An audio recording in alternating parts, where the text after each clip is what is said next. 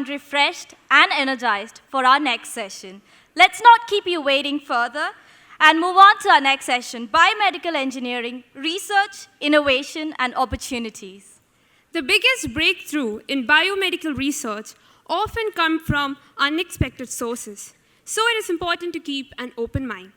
Whether it's through new treatments, new technology, or new processes, healthcare innovations will give clinicians and healthcare organizations the tools they need to focus more on the needs of their patient and to help people improve their lives. Through this session, we aim to understand the need for wider use of technologies leading to better patient outcomes and safety, along with career advancements and entrepreneurship, better medical equipment industries, and research through the usage of technology. With this, I'm delighted to welcome our eminent speaker, Dr. Darshan Shah, Assistant Professor in the Department of Mechanical Engineering, IIT Bombay. Sir, I kindly request you to join us on the stage.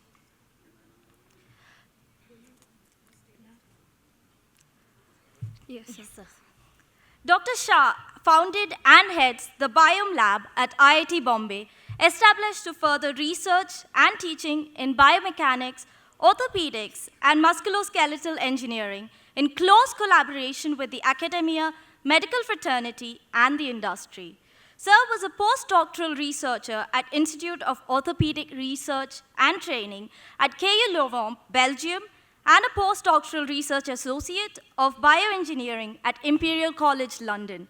He also holds a PhD and an MSc in bioengineering from Imperial College as well.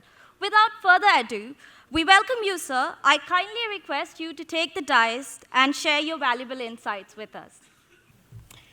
Thank you. Thank you for the great introduction. And hello, everyone. Big crowd here. Nice to see you. After the wonderful talk about money and finance, it was nice to get up and move a bit. Now, in the next half an hour or so, we are going to see how exactly our body moves and what we as engineers can do to actually measure that and help patients at the end of the day.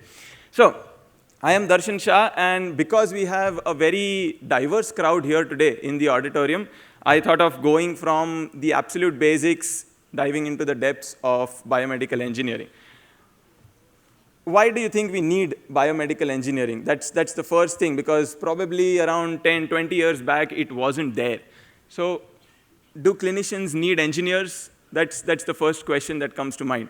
Well, clinicians say, of course, yes, because we can't design things. You can do that. You do that for turbines. You do that for helicopters. So why don't you do it for the human body? So of course, clinicians need engineers. But then the question is, do engineers need clinicians, right? Because, well, we can design stuff by ourselves, right? Why do we need clinicians? Well, for the problem statement, if we want to help the society with our design, we need the clinicians to tell us the problem statement and eventually take whatever we've designed, the product that we have, back to them, back to the patients whom we've designed it for. So then the question is, if the engineers are doing their bit and the clinicians are doing their bit, why do we need biomedical engineers? Yeah? Why can't we have some traditional engineers doing the design, some traditional clinicians, surgeons doing their bit? Why do we need this interface? Why do we need engineers to know human anatomy, for example? It's the same reason why you would want clinicians to know a bit of mechanics. It's for the communication, for collaboration. Yeah? As a North Indian speaking only English and Hindi, if you go to a Chennai market and you want something from the roadside, well, if you don't know Tamil, you're going to be, you're going to be charged a lot more because you're speaking in English, right? So communication is the basis for collaboration, any kind of collaboration, and that is what a biomedical engineer does. Yeah? He or she breaks the wall between the clinician and the engineer. Now, biomedical engineering has actually sparked from engineering, right? So typically when we see the conventional stuff about engineering, we know these things. We know electrical engineering, mechanical engineering, material science, physics, chemistry, maths. Not necessarily engineering, but the conventional science, technology, and engineering. But what biomedical engineering does is take all of these and have applications based on those domains into the medical scenario. So instead of physics, you have bio-optics. Instead of chemistry, you have pharmaceuticals, right? You've already seen it's a very, very, very, very broad branch because it's not necessarily a branch, it's something that has percolated into all branches of engineering, right? So I am going to concentrate more on the biomechanics only. Yeah? So moving ahead, what exactly is biomechanics? I'll take you to the World Congress of Biomechanics. That's like an Olympics for us biomechanics because it's a conference, it's an international conference, the Apex International Conference that runs once in 4 years. So quite literally like the Olympics. And I had the privilege to present here in 2022. And what I want to show you is the track sessions. So these are the different sort of subfields within biomechanics, which, if you recall, is a domain within bioengineering. So to show you the kind of depth there is to these words, yeah? So you might not be able to see the entire list, so I've jotted it down, but it basically traverses from the molecular level all the way to the entire organism in terms of injury, rehabilitation, and all of that. So there are quite a few levels that biomechanics works on. And now from those levels of the order of hierarchy, we have the organ system. So biomechanics works for all organ systems. You have cardiovascular biomechanics, the respiratory biomechanics, digestive, nervous, endocrine, lymphatic, urinary, integumentary, all of those. But what I concentrate on for my research is the skeletal structure, the bones and the ligaments. Yeah? Again, there is a lot of biomechanics to be done, so you have to concentrate on a particular field if you want to go into research. And so I focus on the skeletal research, but not just the bones and ligaments. Going a bit ahead, the muscles that move those bones and ligaments as well. So it's the musculoskeletal system. Or from a clinical perspective, I call it the orthopedic biomechanics. Yeah? So from biomedical engineering, I have funneled down to orthopedic biomechanics. And that is what I will be talking to you about in the next 20-odd minutes, how it is relevant, why it is relevant. Again, typically we saw the different, the order of hierarchy in the organizational structure of the human body. And I, as a mechanical engineer, like to see things moving. So I don't go into the microscope, into the cellular scale where I cannot see stuff with the naked eye. So I pretty much work around joint biomechanics and musculoskeletal biomechanics, which is at the level of a human joint or the entire human body, right? All right, so what gives me the authority to speak to you as a faculty at IIT Bombay from mechanical engineering to talk about any of these things related to the medical domain? Well, the guys have been nice enough to introduce me already, but let me take you through my background, which has been conventional and non-conventional both. So I started off as a mechanical engineering student from IIT Bombay. I did a dual degree, and that gave me a background in mechanics. And then I switched my branch to bioengineering, which gave me an idea about the biomechanics. And that's where I did my PhD in. And after that, I went and worked at a university hospital in Belgium as a biomechanist, which gave me a massive idea about the orthopedics. So this was the Institute for Orthopedic Research and Training, which was a multi-affiliated lab. So it was affiliated to the hospital, the engineering faculty, and the faculty of anatomy in the medical school. So it was quite a diverse lab in itself, and we could really do translational research. Yeah? And eventually, I'm here at IIT Bombay since 2021 as an assistant professor working in the field of biomechanics and orthopedics. So I have a bit of knowledge and experience from all the different fields, which is what I would like to share with you today. So my research background has been pretty much in the orthopedic domain, but on different parts of the body. So I've worked on the upper limb, on the hand and the wrist, on the lower limb, on the knee, ankle, the foot. And pretty much what I want to show you from this sort of busy slide is that all the research I've undertaken has been in collaboration with hospitals or academicians in the medical sector and or the industry, the medical industry. What I want to specify here is that biomedical engineering has this in the word itself. It's biomedical engineering, that neither of the parties can work by themselves. It ought to be a collaboration, which is what we started off with, right? So my research focus is musculoskeletal biomechanics, which we saw was biomechanics of the musculoskeletal system. And essentially, it basically means you want to delve into the human body and understand how it moves. Yeah? Because once you do that, only then will you understand the interaction of the different tissues, not a single one, but all of them put together. and then do something about orthopedic biomechanics. So only when you know the interaction of the tissue in the natural state can you quantify it in the pathological state. And once you know that, you can then do something to better it, to probably take it back to the natural state. Right? So it's a process. And that's where my research is focused on. All right, so quickly moving on to stages in biomechanical research. So how exactly do we address problems? Typically, it starts with design, engineering, design. Design is the first stage for me. Whether it is a technique or a device, as an engineer, you ought to design something as a solution to the problem. Now, the design starts off as a soft design, a computer-aided model, which takes into account certain other engineering principles, which we call DFX, where X stands for a lot of different things. So you design, but not just for the fun of it. You design for how well assemblable it is, how manufacturable it's going to be. All of those things are concerned with design itself. And of course, then the next step is to prototype it. Yeah? You don't just design it and give the design to the surgeon. You have to, as an engineer, prototype it. And when you prototype it, you realize that it's an iterative process. Yeah? It's not that one fine day you come up with this brilliant design, you prototype it, and it goes to the hospital to be delivered to any kind of surgeon or clinician you've made it for. So it's an iterative process. But this is still the brainstorming stage. Yeah? After the designing and prototyping is done, you can imagine there has to be testing, some sort of testing that needs to be done before it can be used at all. And this testing has several stages to it. The testing can either be computational, which quite a few of you would have heard about. How many have heard about finite element analysis? I was mistaken. Fine. So there are a few ways, but you would have heard about the fact that it's easy to test something on a computer rather than testing something physically, right? Because we have all the advantages of doing stuff on a computer. So computational stuff is one side of testing. The other side is the experimental stuff, which is indeed more difficult. But that also can be divided into two parts. Because we are dealing with biomedical research, of course, we want to test it on humans, but we can't do that ever so often for ethical reasons. Right? So there is something called in vitro research. And in vitro research is testing out of the human body. And we'll come to that as well, because that is what I basically do.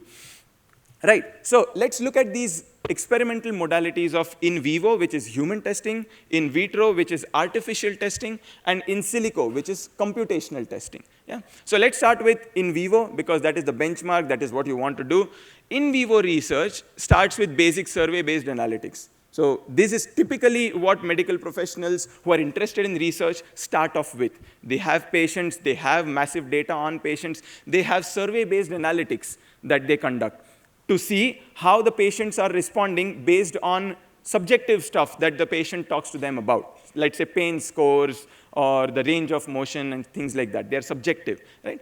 The other one is moving on to objective. So there are these technologically advanced labs, walking human movement labs. So something that you just did 10 minutes back, and imagine somebody having cameras around this place and being able to quantify exactly how much you were bending your hip and your knee when you were doing the "when I get older, I'll be stronger" song. Yeah? So those are the kind of labs that are available in hospitals to quantify your motion. And that is what the kinematic and kinetic tracking basically means. Yeah? And then, of course, you have the device development side, whether it is surgical or non-surgical. All of this is in vivo. And like I mentioned, you don't jump onto in vivo. You first would like to do some in silico or computational stuff. And the computational stuff is also can be classified into various things. The first one is design analysis. So this is different from the design that we spoke about earlier. That was just brainstorming about what the design of the product would look like. This is actually design based on certain data, patient data. For example, this is the knee implant that me and my faculty at IIT Bombay have patented. And this was based on the data of Indian patients. And we realized that it is different. The knee joint of the Indian patient is different than the ones who are sitting in the West for whom the implants have been made. So when you take those implants, put them on our patients, there is a bit of a problem. So that is what the kind of in silico analysis that we've done on the knee joint, for example. The computational modeling is where is what engineers are famous for. This is the finite element analysis that I was talking to you about.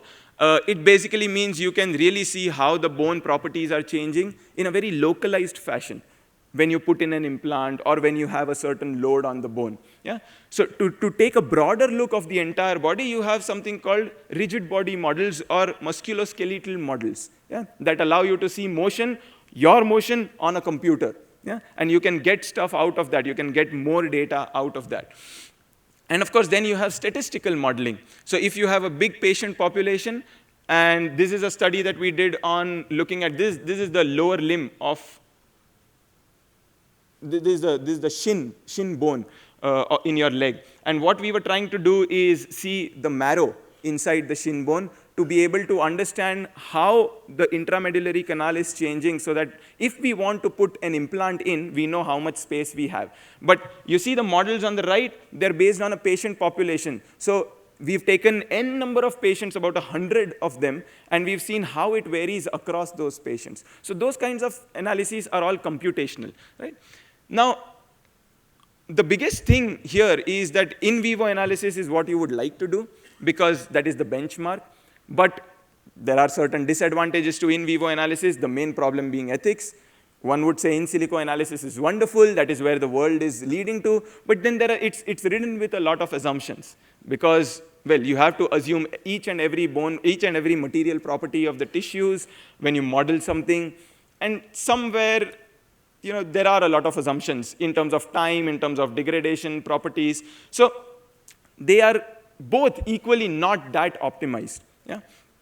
And then there are problems of iterations. So on a computer, you can do as many iterations as you want. You can keep changing your model and testing it again and again. Wouldn't imagine to do that on a real person. So those are the pros and cons. And that's where the in vitro, which is the artificial testing, sits in. Because it kind of optimizes between these two. Now, when I say an artificial joint, I also mean a cadaveric specimen. A cadaveric specimen is a dead human joint. So we still have the human joint, but we can do stuff to it because it's not going to complain, right? So that is part of in vitro research as well. And it is the original tissue. You can do a few iterations on it, again, because it's not going to complain. And more importantly, you can stick stuff on it because there's no one to shout at you, right? Because you couldn't do that in vivo on patients, because they would, well, suffer from pain. So there are a few advantages of in vitro, and let's have a look at how we really touch upon these advantages. So in the in vitro, we divided into static and dynamic activities, static and dynamic studies.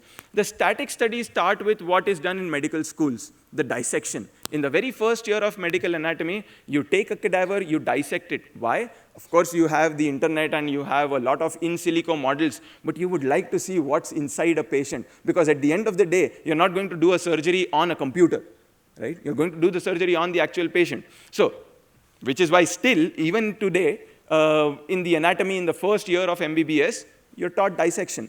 Now, we as biomechanists take this one step further. We don't just dissect and see the tissues, we actually measure certain biomedical properties of the tissues when we are dissecting it. So that is one of the examples of a static study. Another example is this one, where we used a cadaveric hand, and you can see why it has to be a dead hand, because we are impacting it with a certain impactor load, and we are trying to see how the finger joints and the finger bones break to be able to make better gloves for the military or sports. Yeah? So this is a kind of experiment that I myself had done at Imperial College when I was doing my postdoc there. Right? So these are still static studies. I hope you are interested. I hope you can have lunch after this, honestly. All right, so we are going to take it up a notch now. Now we are going to dynamic activities where cadavers are going to start moving. All right? Not yet. So this is one example of a manual motion study where we take a cadaveric specimen and we try to measure moment arms. Technical terms, we basically try to see how effective each and every muscle of that particular joint is. So you see how we went from dissection into engineering, how we went from medicine into engineering with their tools, but with the engineering knowledge. Yeah? So that is an example to begin with. A better example of a passive dynamic study is what we are working on with KU Leuven in Belgium. Again, a cadaver that is moving with dead weights. So the muscles are not active because it's dead, but we've connected the tendons. The tendons are what the muscles are what connect the muscles to bone. Yeah? So we've connected the tendons, we've chopped off the muscles, and we've connected the tendons to dead weights, the weights that a bhajiwala has. Yeah? But we've selected the weights by ourselves with a calculation so that the wrist moves in a manner that we want it to. Yeah? And then we take this wrist into a CT scanner, just like you would for a normal patient, but this time it's a cadaver so that you can measure stuff on it. And the image, the video on the right, is that from a CT scan. Yeah? So this is how engineers and surgeons can come together to know way more about what exactly is going on in the wrist bones. Did you know the wrist does not have a single bone? It has 8 bones. Yeah? And you want to know, as a surgeon, you want to know what exactly those 8 bones are doing in there. Yeah? And that's where the engineer comes in, like this. Right. The last bit, the active bit, is the most interesting bit and the most challenging bit for the engineer. Yeah, the clinicians just say, I want this. It's the engineer to figure out how the hell we are going to do that. So let's move on to the active dynamic studies that I've been working on for almost a decade now. They're called simulators. Yeah? Typically, you've heard about this word on a computational platform. How many have heard flight simulators? Great, okay, good. So basically, it is to simulate, it is to replicate the environment on a computer. But these devices are to replicate the environment of the joint in a physical environment, not a computational environment. So this is the teaser.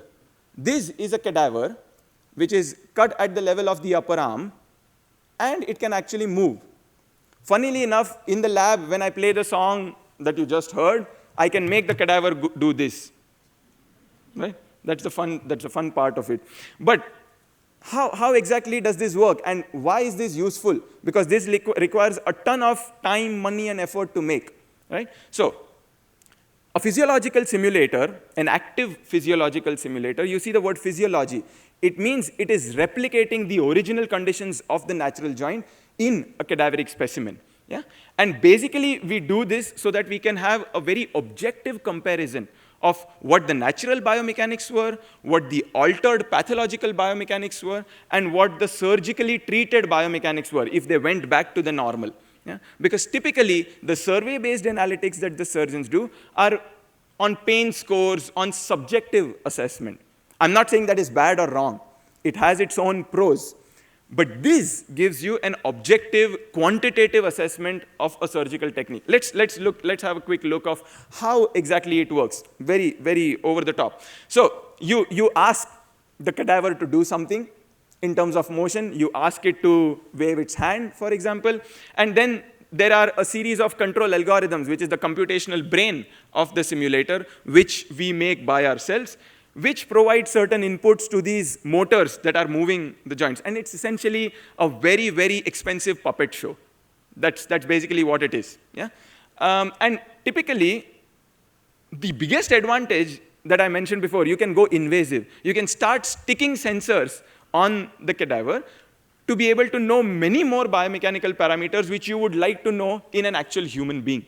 And you can't stick stuff in actual human beings. So examples of sensors. This, for example, sorry to skip that. This is an example of a knee simulator that I worked on. The previous one which you saw was a wrist simulator. So in this knee simulator, we can have stuff called extensometers, which give you how much the ligament is extending.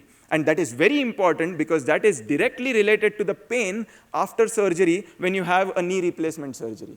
Right? So all of these things are actually done in collaboration with surgeons. We just do our engineering bit. The whole application is with the surgeon because we are making stuff for them. We are facilitators, right? So the other thing we can do is, again, ligament strain, the ligament elongation using different techniques. We can also measure how much load the bone is experiencing. This is also helpful for engineers. Remember the engineers who were making those finite element models which showed how much the bone is twisting. Well, they can claim stuff, but they have to validate what they've found, right? How are they going to validate? How are they going to be so sure of their results to be able to claim that the bone is bending that much? You need experiment to validate, and this is that experiment, right? And you have similar sensors to measure bone pressure and joint pressure and things like that. Essentially stuff that you cannot stick in the human body, in a living human body, right? So in vitro research, the active research, which we saw right now, is used for a lot of things. The first one is understanding the original joint biomechanics. And this is where I would also like you to do an activity. So let's try doing this. With the wrist simulator, we found out the role of the muscles of the wrist to perform the motion of circumduction. Circumduction is when you move your wrist in a circle. Yeah? I already see people moving the wrist either clockwise or anti-clockwise. Try doing both. Yeah? Try doing both and tell me in which one do you spend more energy? Okay, quite a lot of people said anti-clockwise. That was not the answer I was expecting. It might depend on the dominance of your hand, indeed. But essentially, the right answer was it's the same for clockwise and anti-clockwise. Because, because it's a... Why would you want nature to give you an advantage to move your hand anti-clockwise? You wouldn't want that. Yeah? You don't know when you're going to need either motion. So the point is, and yeah, I was not expecting this answer, but thank you. The point is, when you see the total muscle force, when you do an anti-clockwise or a clockwise motion, the total muscle force is the same. The dark line shows the clockwise motion. The dotted line shows the anti-clockwise motion. Yeah? It's the same. But when you see individual muscles, it's different. Yeah? Why is this relevant? Because if you have a pathology of that particular tendon, let's say you have a tendon transfer surgery because your nerve wasn't working, and this particular muscle, FCR, stopped working, and there was a tendon transfer surgery, which means the doctor, the surgeon, and the nurse had to rehabilitate your FCR muscle. There would be one motion that he or she would prefer over another, and that is what we can show. Right? So that is one example of understanding the native joint biomechanics, the original joint biomechanics. Another example is in the ankle. This was an example of a foot and ankle simulator that I was working on, where, again, it's a cadaveric foot, which is doing the gait cycle, basically a stance phase of you walking. Yeah? And again, we tried to understand the role of different muscles and ligaments in the medial foot arch syndrome. Yeah? Do you know the flat foot deformity? Yeah? So we tried to study that. We tried to study which muscles and which ligaments are most important for overcoming a flat foot deformity, yeah, on a cadaver. So this is an example of understanding the native biomechanics. Where else would we go? We now go to comparing surgeries. Like I said, it's an objective measure to compare surgeries. So going back to the wrist simulator, because the wrist is so complex, there are no standard surgeries for trapeziometacarpal osteoarthritis. Fancy words, but basically arthritis of the thumb. Do you know how common arthritis of the thumb is? Well, all of you are on, some of you are on your mobile, so those people get the most. Right? So arthritis of the thumb is the most common arthritis in the entire upper limb. It's not the shoulder, it's not the elbow, it is this one small joint at the base of your thumb, and it is super painful. Right? But because the wrist is so complicated, there is no standardized procedure to treat this. Yeah? Surgeons have come up with 5 or 6 established procedures, and once again, they've subjectively compared them, not objectively. So that is what we did. We put the hand on the simulator, and we asked the surgeon to do all the 5 surgeries on the hand. Again, cannot imagine to do that on an actual person, 5 different surgeries. No, you wouldn't do that. So you can do that on a cadaveric hand, though, and we could see how they compare biomechanically, objectively, quantitatively. Right? So that is an example of using the simulator. Another one is predicting the biomechanical outcomes. Yeah? So what if? To answer the questions, what if? You wouldn't hope to do that in a patient and ask the patient to come 6 months after. Acha, pain ho raha hai. Sorry, ye galti ho gayi. You wouldn't want to do that. Right? So all the what if questions can be answered using the simulator. So this is an example of a knee simulator with usual knee replacement implants, but changing the alignment of the implants and using different implants as to how they affect the biomechanics of the joint. Right?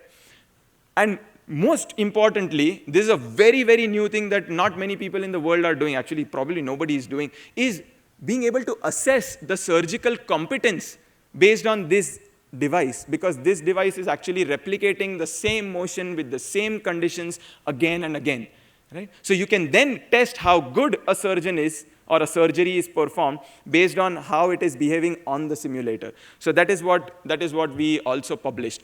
More importantly, all of this looks really, really engineering heavy, right? But the stuff we present and publish our papers in is all clinical conferences. So you see, it is pure biomedical engineering. It is a pure collaboration between the two departments to actually do something that is relevant for the clinicians, but done by the engineers. Yeah? Right. So now, in vitro seems like the best deal ever, because it's a very fine optimum between the in vivo and the in silico. But like somebody has said, there is no free lunch. It's super difficult to acquire cadavers and to maintain them, especially in a setting like India, where we do have our religious beliefs and there is no body donation program. It's almost impossible to get cadavers. So that is the biggest hurdle in performing in vitro experiments in India, right? So everything has its pro and con. What do? You combine them together, because they have their own pros and cons, but they work independently. Right? So what if we combine all the three modalities together and have them work for each other?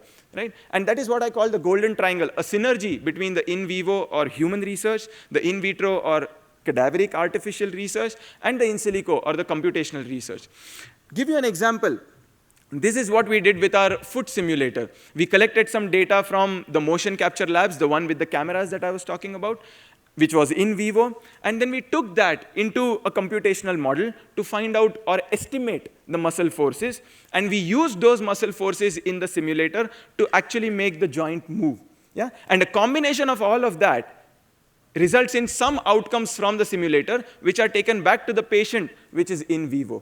So you see how serially connected they are, and they work towards each other in their cross-validation and development. And that is what we are trying to do at IIT Bombay. So I head the Biome lab. Biome, as many of you might know, is an ecosystem of plants. So what we are trying to do is develop an ecosystem of researchers who will be focused on biomechanics, orthopedics, and musculoskeletal engineering. And this does not target the scientific purview alone. So of course, biomechanics is the experimental and computational side of things, but also the translational side of things. We don't want to do stuff in the lab and keep it there. We want to translate it to our end user, who are the clinicians. Like I said, we would like to be facilitators to help them to help the patients. Right? And the way we combine these three modalities in the golden triangle are by doing individual stuff, like we are working on artificial joints. Because of the dearth of cadavers in India, we've already started working on an artificial joints project. What if we can make a joint which is exactly the same as a human joint? We would then not require cadavers. And we could use this in research as well as orthopedic training, because cadavers are not just in paucity for us engineers, but even in anatomy labs, where you have 50 students standing around a dead body. And I mean, what can you see, right? So this is one project that we are heavily working on, and we've been funded by a few organizations already. Very recently, this won the award, Developing Countries Award in the International Society of Biomechanics. So it is recognized by the international community as well. On the in vivo side, we are trying to develop certain sensors which can be taken out of the lab. You know those camera sensors that I was talking about? The patient has to come into the lab. What if we can develop something that can be taken out of the lab to the patient? So there are quite a few psychological parameters that are affected when the patient comes to the lab. If we take stuff to the patient in his or her own environment, that could be solved. And this is not just for patients. Imagine working with the military or a sports personnel. You would like to analyze their biomechanics in their field. And that is what we are trying to do as well. And on the in silico side, we are trying to build better models so that, and validate them with the in vivo and in vitro so that they are more trustworthy. But this is just individual in vivo, in silico, in vitro studies. We are also trying to combine those. So for example, we are trying to find out more about Indian-specific biomechanics. Yeah? Something like cross-legged sitting that you and I do on a regular basis is not even done by the Europeans in their gyms. So if we want to sit with our legs crossed after we have a knee replacement, you and I are going to have a knee replacement, that's for sure. So if we want to sit cross-legged while we are having dinner with our grandchildren a few years later, we want the implants to be such that they allow that, right? And that is what we are working towards. And of course, we are also working towards physiological simulators that incorporate these Indian motions so that they can be tested on artificial and/or cadaveric specimens, right? So that's the kind of research we are doing at Biome. But we don't stop at research because, well, there is a void of biomechanics in the country. When I was a student, there was none. When I came back as a faculty, there was still a big void, right? So biomechanics education is a big role that I would like to play when I am a faculty here. And what I have introduced is a course on biomechanics, which gives an engineering perspective of the human body. Yeah? This is what a typical day looks like in office. Yeah?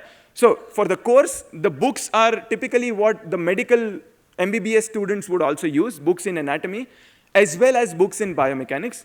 And we actually work with skeletons to understand the skeleton, the musculoskeletal structure better, right? And more importantly, it's not just me giving a pravachan every single day, right? Because, well, I have a limited knowledge base. So we have guest lectures from the medical, the paramedical domain, all sorts of communities who would like to collaborate together to make a difference, right? So these are the few guest lectures we had in the last semester when we taught the course, for example. And more importantly, I understand that everybody is interested in this because if we go back to the very first slide, bioengineering or engineering was in different disciplines, and bioengineering was basically targeting all those disciplines. So I have about 100 students from IIT Bombay, from 10 different departments,